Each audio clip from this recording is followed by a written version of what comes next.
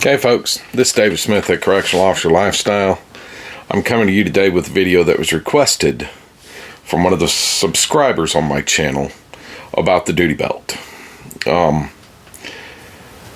personally do not wear a duty belt. Has nothing to do with whether or not they're good, whether or not they're bad. It's a personal preference of mine. I personally don't wear one. If you're wondering why I look off, as always, I've got notes to help keep me on track so I don't run down any rabbit holes, because everybody knows I love to run down rabbit holes.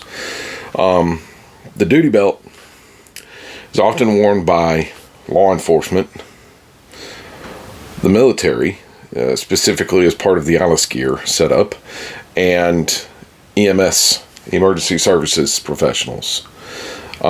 Each one of those duty belts does something different. Each one of those duty belts serves a different purpose. It carries different items. What I'm specifically talking about today is the law enforcement, or the duty belt worn by law enforcement professionals, specifically corrections. Okay, the duty belt is a belt, often either made of leather or nylon, that is designed to go over the belt that holds up your trousers, that can hold all of your equipment and keep it at the ready to where you can easily get a hold of it, where you can easily access it. Okay, the equipment that you will find on a correctional officer's duty belt specifically is your radio. There's three things in law enforcement you can't outrun. We have two of them in corrections. Sometimes we get to third, but right now we've just got the two. One of them is the radio, another one is a bullet, and the third one is a fur missile or a dog.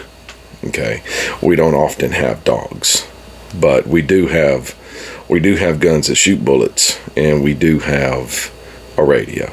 So we have those two things. Your handcuffs are vitally important to you. You must have handcuffs to work in corrections. Okay, the device that you use to keep your keys secure. The last thing you want in an emergency situation, if you are trying to respond to somebody that is in dire need of your help, is to be fumbling around trying to get your keys. Fumbling around trying to get your keys doesn't work. If you're looking through every pocket on your uniform, and my God, there's enough of them. We have tactical duty pants. There's enough pockets on our uniforms. We could probably hide a peanut butter sandwich for 6 months and never miss it. So, trying to find your keys, looking through all them pockets, when you can just as easily do what I did 20 some odd years ago. Go to Walmart, buy a small to medium dog choker collar, a device that is designed to keep it to your belt, either a climbing, I can't remember what it's called, I don't use one, or something to that effect, something that you can use to climbing carabiner, to hook that chain to your belt, and then get a D-clamp to hook the keys to, and have that chain going from your belt to your pocket. So if you've got to get your keys in a hurry, you grab that chain, you pull it out, your keys are right there at the end of that chain. So you've got your keys, you've got access to your keys, you have fast access to your keys, and with them being in your pocket and attached to your person, the inmates can't see them. Therefore, the inmates are less inclined to attempt to make copies of them. Your chemical agents. Chemical agents are utilized in most departments of corrections that I can think of. In Florida, we have two varieties. We have the MK4, which is a 4-ounce canister,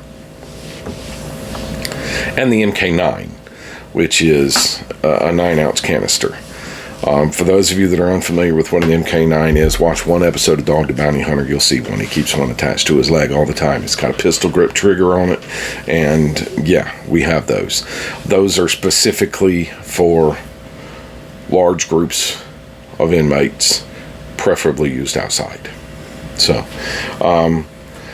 if you have them at your institution, your dart-fired electronic immobilization devices, i.e. your tasers. Not all institutions have those yet.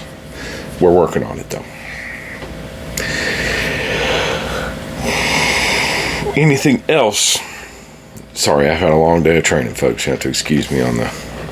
I'm tired. I'm trying to do this while I'm near exhaustion. Anything else specific to your assignment? If you are in a secure cell housing unit or a secure housing unit like a disciplinary or an administrative confinement unit, you're going to have leg restraints. If you are amongst the inmate population at all, and the only time I can think of that you wouldn't be is if you're in a perimeter post or something to the effect, you're going to have a glove pouch with gloves in it. The shift OICs at the institution that I work at, they gave us a little, basically a fanny pack. Excuse me. They basically gave us a fanny pack that we can keep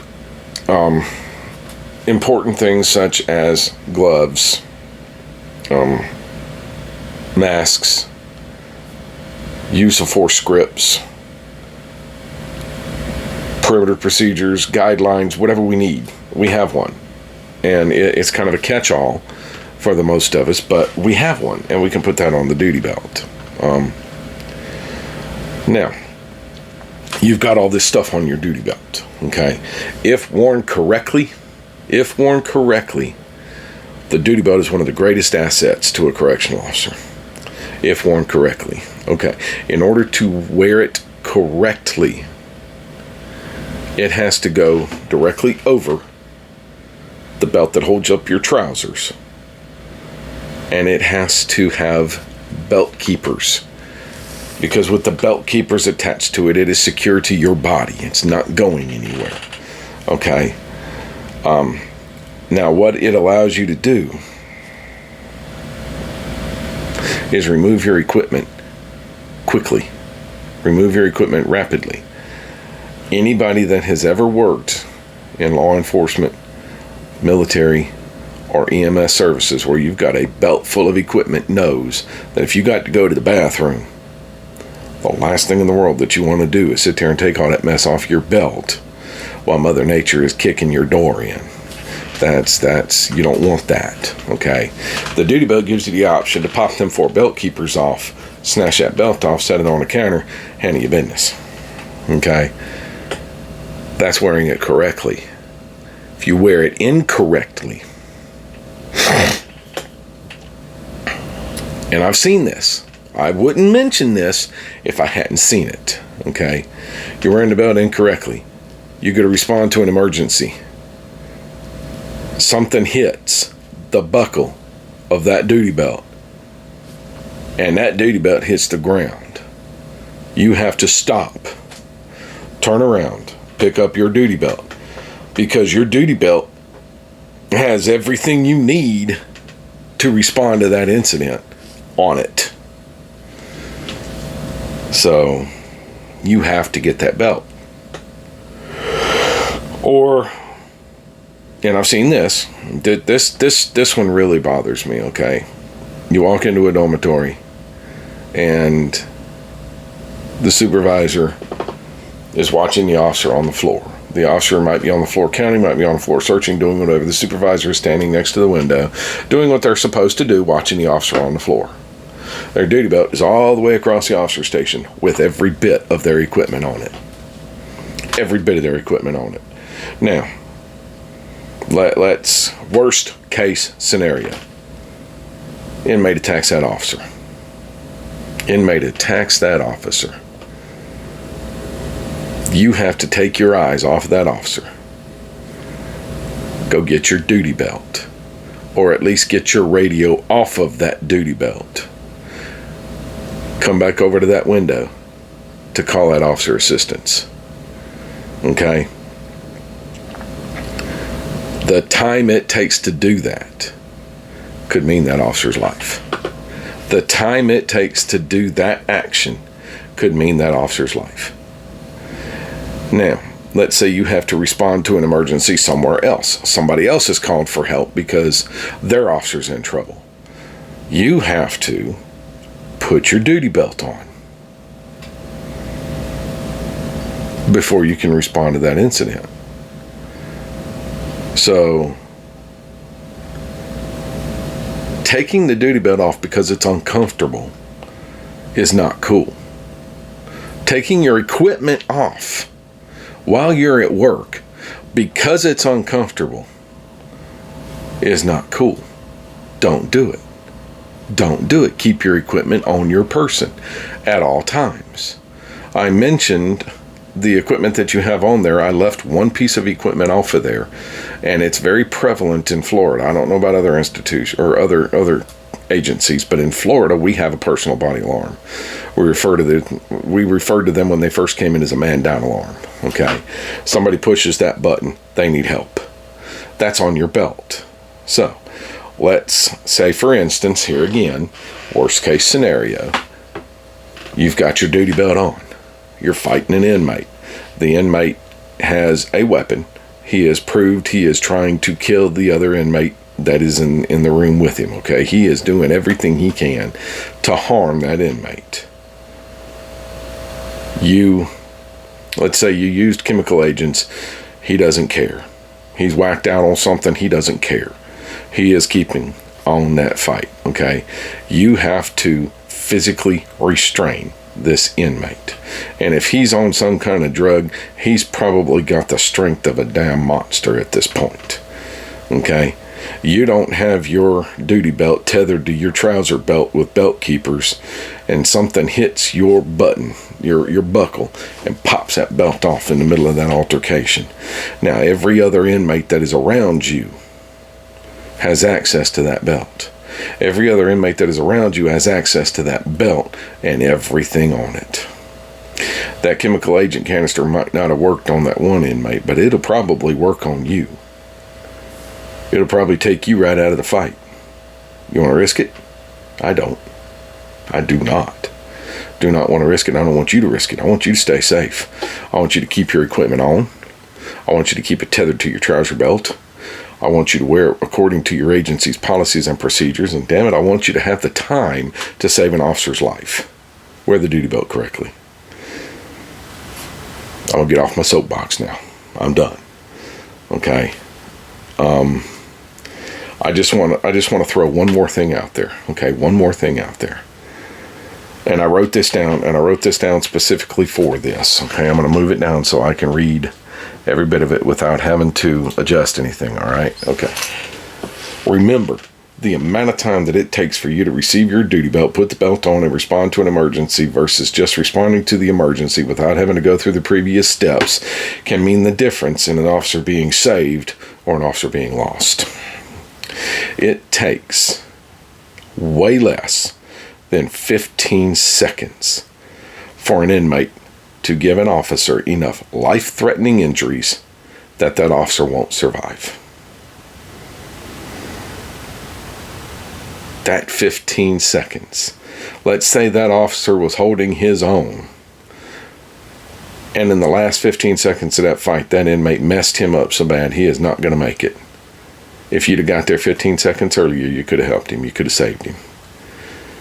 Is your comfort worth that officer's life? That's what I want you to think about. Is your comfort worth that officer's life? If it is too uncomfortable for you to wear that equipment while you're sitting in a chair, don't sit in the chair. Don't sit in the chair. Think about these things, folks.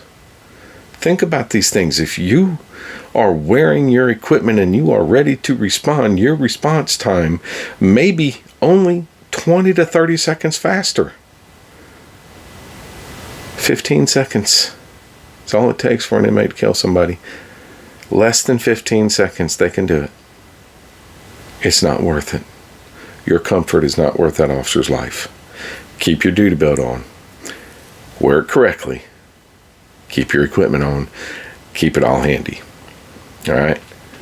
That's all I've got for this video, folks. Like I said, this was a requested video. I hope it helped. I hope it answered the questions that you wanted answered. Make sure you hit me with a comment. Let me know if you found value in it. If you didn't, let me know. I'll take another swing at it. Thus far, with the requested videos, I'm batting 1,000, man. I got them all right. The first one. I got the first one right with the requested videos. I'm happy with myself. I'm very pleased with myself on that. Okay. If you liked the video, make sure you hit the like button, folks. I'd appreciate that. Hit the like button. Hit the subscribe button if you ain't already done so. And make sure you hit the bell for notifications when I post new videos. All right. As always, there is no place in this world for domestic violence. We got to get rid of it. The best way to get rid of it is to do something about it. Okay, if you are the victim or you know the victim, 1-800-799-SAFE, 1-800-799-7233. That is a domestic violence hotline. People at the other end of that phone call have the tools, abilities, and resources to help the victims of domestic violence. If you know the aggressor in a domestic violence situation, make sure you say something to somebody. The worst thing you can do is nothing. And if you are the aggressor in a domestic violence situation, there's help for you too. First thing you got to do is understand that you need that help. The second thing you got to do is ask for it. Folks, love shouldn't hurt. I am my brother's keeper. I am my sister's keeper. And always remember, I've got shirts out that say this. They're on my YouTube, or they're on my Facebook page. Okay, I've got shirts out that say this. Corrections. One team, one fight. I'll be safe behind that fence. I'll see you in the next video. This is David Smith, Correctional Officer Lifestyle.